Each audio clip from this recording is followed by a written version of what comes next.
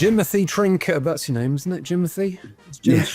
Why Jimothy Trinker. I've been at the Switch 2 preview event in Paris, and we've already spoken about what I think about the Switch 2, but now I'm really excited to talk about what I think is the game of the show and an incredible launch title. It's Mario Kart World. I haven't been this excited about a game for ages, and the fact that it's coming out as a launch title, which means we've only got to wait a couple of months for it, is very exciting to me. This game, I was thinking to myself on the way down here, how do you go better than Mario Kart 8? Mario Kart 8 is like the distillation of years of Mario Kart. They've got the handling down. They've got not hundreds, but they've got loads of tracks. They've got, great graphics. They've got awesome soundtrack, everything you want. How'd you go bigger and better than that? And they've done it with Mario Kart World by creating a Mario Kart World that is basically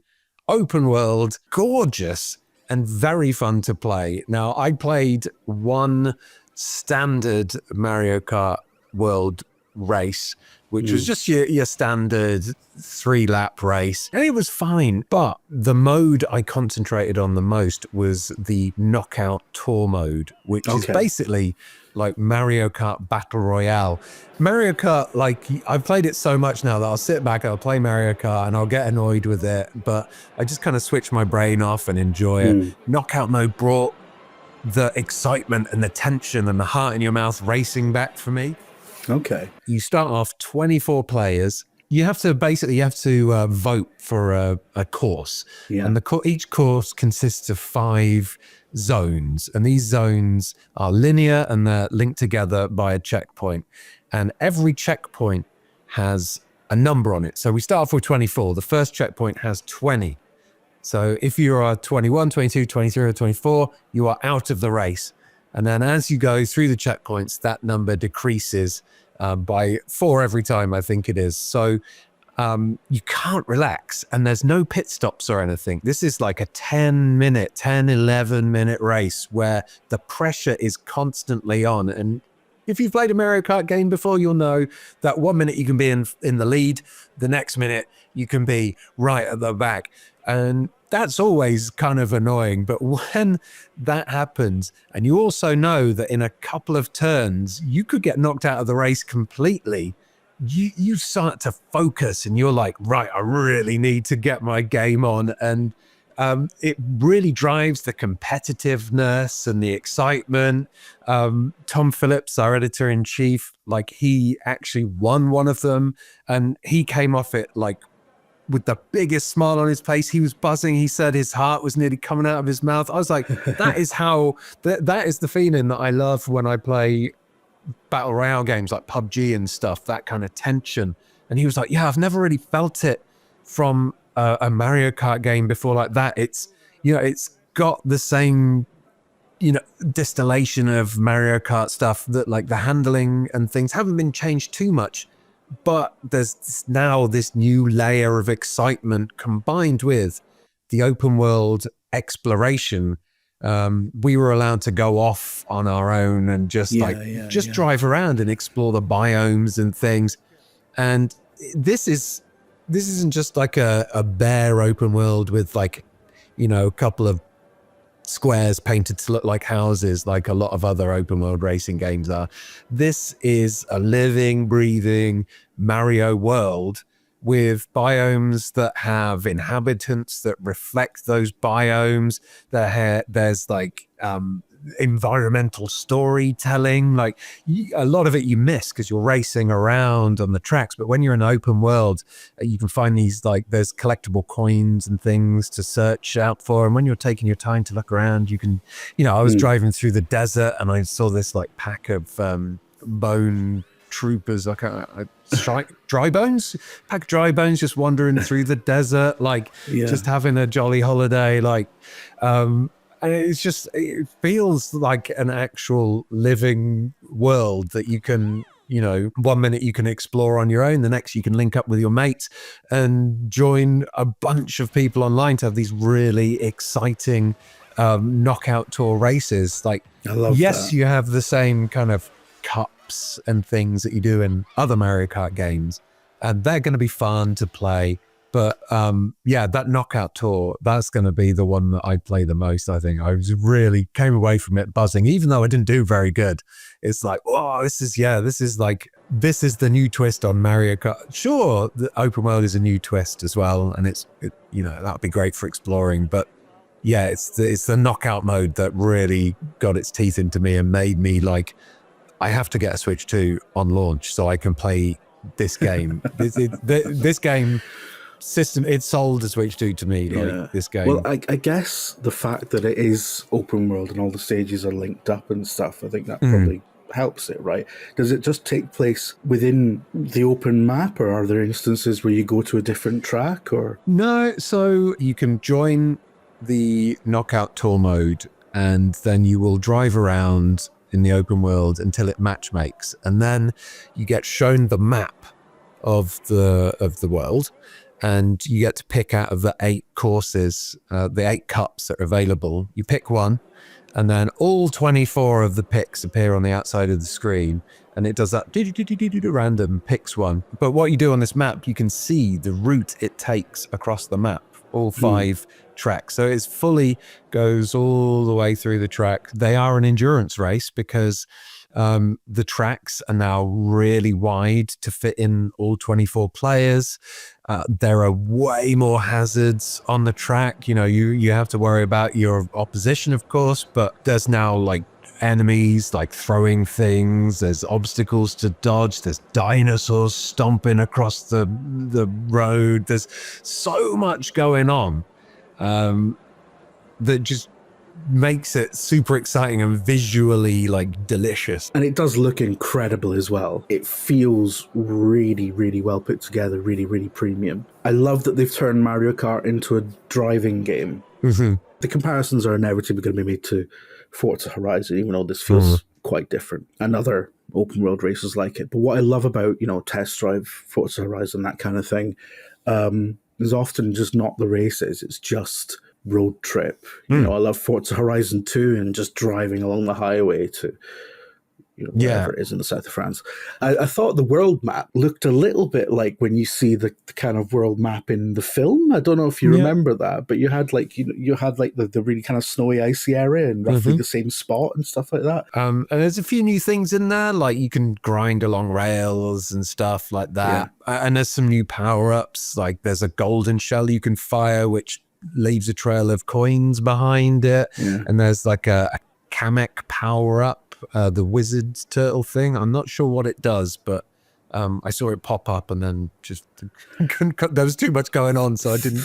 The wizard's turtle sounds like the title of a Viz annual. It does, doesn't it? But like one of my favorite new additions to this game, because they've put some new characters in there, and this is like this is going to be everyone's favorite new thing. There's a new character in there, which is one of the cows from the track Moo Moo Meadow. And it's just called Cow. And it is adorable. Its animations are so funny. When you go over the jumps and you pull stunts and things, this cow like mugs off the camera and its others are flipping around and its little tail's wagging. It's so cute and adorable and funny. When we were playing it, like there was 24 players all playing together. 8 of those characters were the cow, like at least. And I guess the only other big change, I don't know if you remember when the Switch 2 announcement first happened and they showed a very small snippet of Mario Kart World, and Mario drove through a gas station and picked up something, and people were like, what is it? Is it a fuel canister? Does it help you boost or whatever? It's nothing like that. It's really weird. It's actually a golden food bag, right? Like a sandwich bag.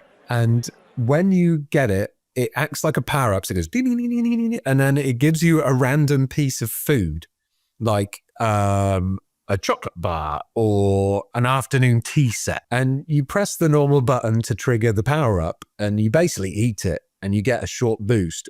But occasionally, it will also unlock a vanity cosmetic for your character.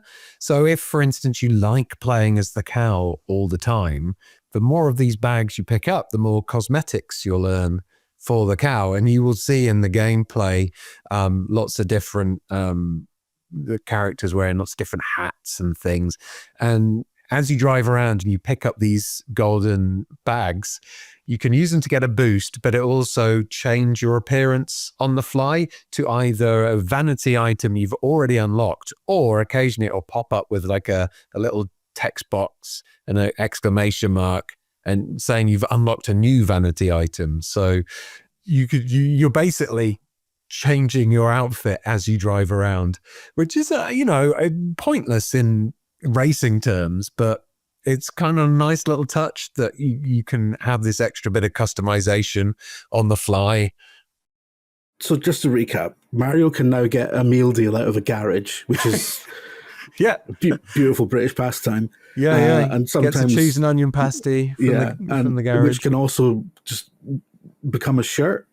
Yeah, a shirt or a hat. Mainly it's hats, although when I was playing as Princess Peach, she got a whole like aviator outfit at one point. Oh, wow. Tom Phillips unlocked, he was playing as Toad, and he had basically just a racing helmet in the shape of a Toad cap.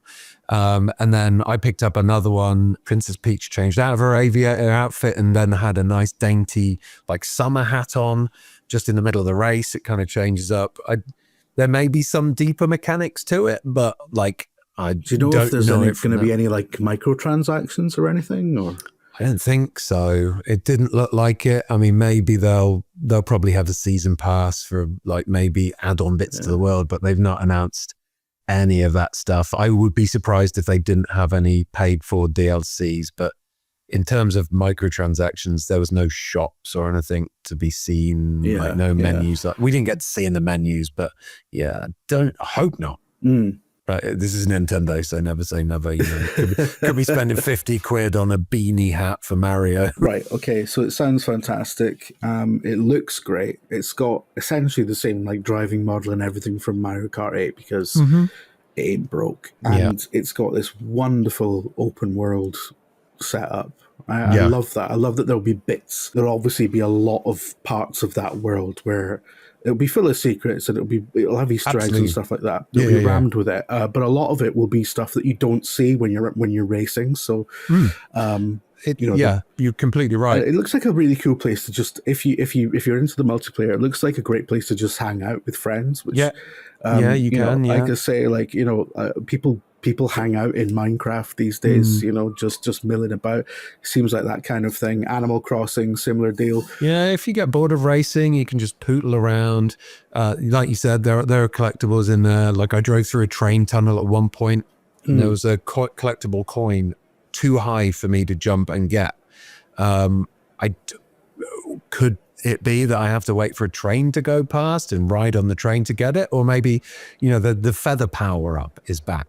The feather power-up, I can't remember if it is in any others apart from the Super Nintendo one, but the feather power-up allows you to jump quite high. So maybe you just need that to grab it. But it looks like, in between all the races, if you want, you can go and explore and try and figure out how to find these secret areas and things. So it's an adventure, it's a driving game, it's a battle royale game. Yeah, no, it's wonderful. I just honestly, like I said at the start, I'm so excited for this one.